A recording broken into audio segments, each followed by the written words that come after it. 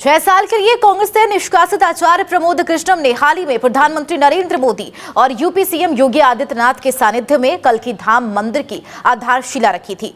आचार्य प्रमोद कृष्णम ने पीएम मोदी और योगी को आधारशिला कार्यक्रम के लिए आमंत्रित किया था। उसके बाद ही उनका कांग्रेस से निष्कासन, जिसके बाद से ही कयास लगाए जा रहे थे कि आचार्य प्रमोद कृष्णम भाजपा में शामिल हो सकती है।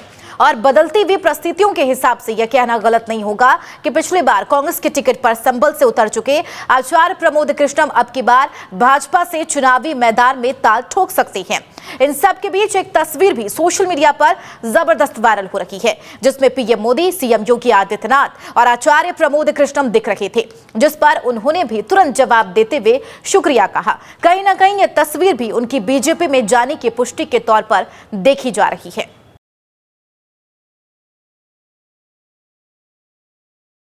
इस खबर पर ज्यादा चर्चा के लिए हमारे वरिष्ठ संवाददाता न्यूज रूम लाइव में उमंग माथुर हमारे साथ जुड़ गई। उमंग, जिस तरीके से प्रमोद कृष्णम ने कांग्रेस का साथ छोड़ दिया, 4 दशक का पुराना रिश्ता जो है, नाता जो है, वो तोड़ दिया है, लेकिन अब पूरे तरीके से अटकलें तेज हो गई हैं। जो प्रधानमंत्री नरेंद्र मोदी आधारशिला रखने के लिए कल्कि धाम पहुंचे थे, तब से ये तस्वीर वायरल हो रही है और उसके बाद कयास लगाए जा रहे थे कि अब बीजेपी का दामन थाम सकते हैं प्रमोद कृष्णम और संभल से उन्हें टिकट दिया जा सकता है।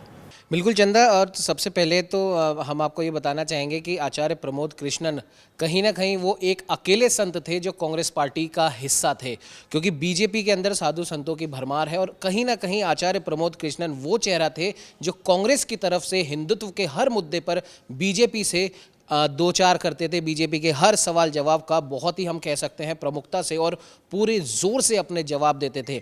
आज उन्हीं आचार्य प्रमोद कृष्णम को सिर्फ इस एक बात पर कि राम मंदिर को लेकर वो बहुत मुखर थे और उन्होंने इस चीज़ का मीडिया के अंदर आकर उन्होंने इस चीज़ पर बाइट भी दी थी, उसका विरोध भी करा था कि क्यों कांग्रेस आला कमान राम मंदिर के उद्घाटन समारोह में उनकी प्राण प्रतिष्ठा के अवसर पर नहीं जा रहा। और इससे भी पहले की अगर हम बात कर दें तो आचार्य प्रमोद कृष्णन राजस्थान विधानसभा चुनाव के समय भी काफ़ी मुखर थे। अशोक गहलोत पर लगातार वो हमला कर रहे थे सचिन पायलट को लेकर, और कहीं ना कहीं आचार्य प्रमोद कृष्णन, जैसा कि सब जानते हैं, प्रियंका गांधी वाड्रा के बहुत करीबी रहे हैं और सचिन पायलट को लेकर उनके मन में हम कह सकते हैं थोड़ी सी सहानुभूति भी थी। तो लगातार कई मौकों पर अशोक गहलोत हो गए या कांग्रेस के कई ऐसे लोग वो उनका विरोध करते थे जो हिंदुत्व की राजनीति हो या जो भी, अगर हम कहें कि उनके हिसाब से जो भी कांग्रेस में गलत हो रहा था उसके वो प्रमुख विरोधी रहे थे।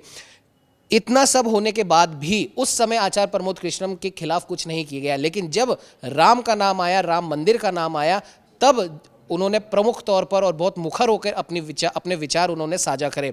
और उसके बाद हम कह सकते हैं कि ताबूत में आखिरी कील साबित हुई। संभल में कल की मंदिर की जो आधारशिला रखी जानी थी उसमें उन्होंने प्रधानमंत्री नरेंद्र मोदी और मुख्यमंत्री योगी आदित्यनाथ को न्योता दिया और प्रधानमंत्री नरेंद्र मोदी के द्वारा वो आधारशिला रखी गई। इसी को हम समझ सकते हैं कि वो आखिरी कड़ी साबित हुई जब प्रमोद कृष्णम को कांग्रेस की तरफ से 6 साल के लिए बाहर का रास्ता दिखा दिया गया। और तभी से कयास लग गए कि कहीं ना कहीं प्रमोद कृष्णन बीजेपी का दामन थाम सकते हैं और संभल से टिकट वो मांग सकते हैं लोकसभा की। उमंग जी, ऐसे में ये भी कह सकते हैं कि प्रधानमंत्री नरेंद्र मोदी ने कल्कि धाम के शिलान्यास कर एक तीर से 2 निशाना साधा है। हालांकि कहा जाए तो 15 साल बाद वो संभल पहुंचे और संभल में पिछले लोकसभा सीटों की बात कर ले तो शफीकुर रहमान ने जीत दर्ज की थी, बीजेपी को करारी हार मिली थी।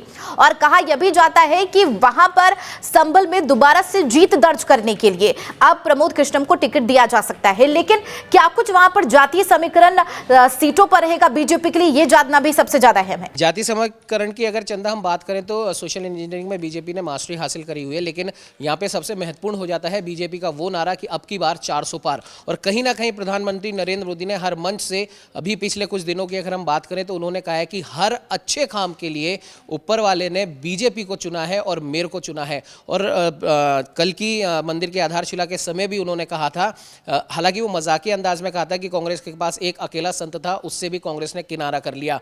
और सबसे बड़ी बात जो आपने जातीय समीकरण की बात करी उसमें तो बीजेपी माहिर रही, लेकिन साथ ही साथ कहीं ना कहीं ये बात बहुत महत्वपूर्ण है कि बीजेपी के पास में, प्रधानमंत्री नरेंद्र मोदी के पास में अपने आप चलकर मौके आ रहे हैं कि बीजेपी 400 पार के अपने उस नारे को फलीभूत कर ले। यहां पर एक छोटी सी बात मैं बताना चाहूंगा, राहुल गांधी इस समय न्याय यात्रा पर है और कल ही एक घटना हुई है जिसमें राहुल गांधी पत्रकारों पर भड़क गए और राहुल गांधी के समर्थकों ने पत्रकारों के साथ मारपीट कर ली। तो ये कुछ ऐसे मौके हैं जो लगातार थाली सजा के कांग्रेस बीजेपी को जीत का तोहफा लगातार दे रही है। इसमें बीजेपी का कुछ बड़ा हाथ है नहीं। चंदा, ठीक है, ऐसे में अगर संभल सीट की अगर बात कर ले तो वहां पर मुस्लिम बहुसंख्यक है और बताया यह भी जाता है कि 70 से ज्यादा आबादी है वहां पर, और पिछले बार दूसरे नंबर पर रही थी भारतीय जनता पार्टी लोकसभा चुनाव में।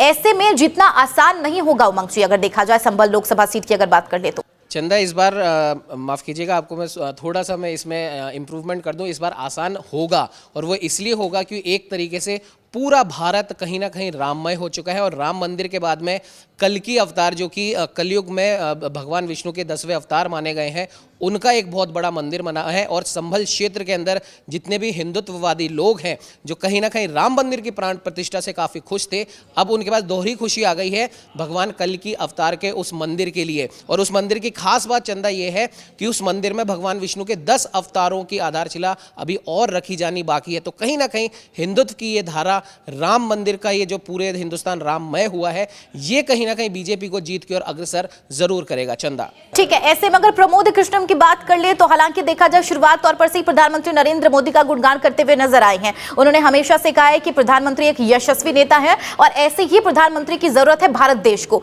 हालांकि जब उन्होंने कांग्रेस का दामन छोड़ा तो एक के बाद एक तीर छोड़ते हुए नजर आए कांग्रेस पार्टी पर।